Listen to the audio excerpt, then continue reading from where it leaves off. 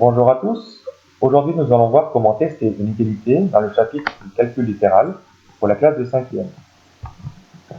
Alors, l'objectif est de tester une égalité. Et qu'est-ce que c'est qu'une égalité? Une égalité, c'est formé de deux expressions littérales séparées par le symbole égal.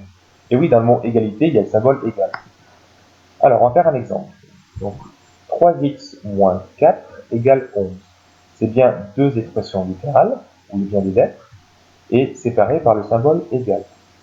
Donc la partie de gauche, à gauche de l'égal, on appelle ça le membre de gauche, donc où il y a une lettre. Et la partie à droite du égal, c'est le membre de droite. Alors dans ce cas-là, il n'y a pas de lettre, c'est bien une expression littérale. Alors l'objectif, c'est de tester cette égalité pour x égale 4.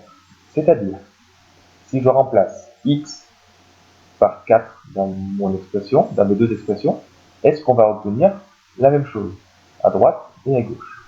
C'est ce qu'on va vérifier par le calcul. Donc on va calculer le membre de gauche pour x égale 4. Donc mon membre de gauche, c'est 3x moins 4. Donc 3x moins 4, je vais remplacer x par 4. Attention à l'erreur de remplacer x par 4 tout simplement et d'écrire que c'est 34 moins 4. C'est 30. Non.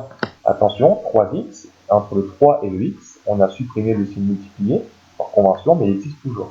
Donc ça fait 3 fois x. Donc on va faire 3 fois 4 moins 4. Donc 3 fois 4, 12. Et 12 moins 4, qui fait 8. Si je calcule maintenant dans le membre de droite, donc le membre de droite ici c'est un cas facile, il n'y a pas de lettre à remplacer, donc il fait tout le temps 11. Quelle que soit la valeur qu'on souhaite tester, ça fait toujours 11. Donc le membre de gauche on obtient 8, et le membre de droite on obtient 11, qui n'est pas du tout égal. Donc les deux membres ne sont pas égaux, donc l'égalité n'est pas vraie pour x égale 4. On dit également que l'égalité n'est pas vérifiée pour x égale 4. Donc c'est deux façons de dire. Donc c'est pas vrai pour x égale 4, mais on va le tester pour un autre nombre. Donc on va tester pour x égale 5 pour voir si ça marche. Donc on fait le calcul dans le membre de gauche. On va faire 3 fois x moins 4. Donc x, cette fois je le remplace par 5. Donc ça fait 3 fois 5 moins 4, qui fait 15 moins 4, qui fait bien 11. Exactement la même chose que le membre de droite, qui fait toujours 11.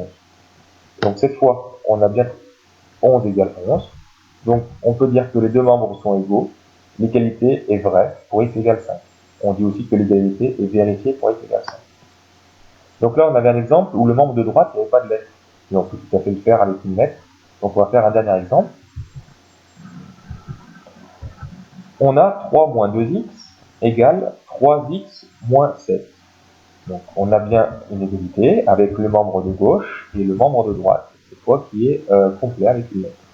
Il peut y avoir plusieurs lettres, il peut y avoir des x au carré, etc. Et ça fera des calculs un peu plus compliqués, et ce sera plus pour la classe de 4e ou de 3e. Alors on va tester cette égalité pour x égale 2. Donc je vais remplacer mon membre de gauche pour x égale 2. Donc ça nous fait 3 moins 2x, donc à la place de x, je vais remplacer par 2. Donc ça fait 3 moins 2 fois 2. Donc ça nous fait 3 moins 4.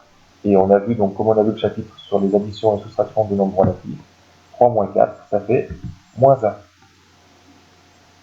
1. Dans le membre de droite, on va faire le calcul. 3x moins 7, je remplace x par 2. Ça nous fait 3 fois 2 moins 7. 3 fois 2, ça fait 6. 6 moins 7, ça fait aussi moins 1. On obtient le même résultat.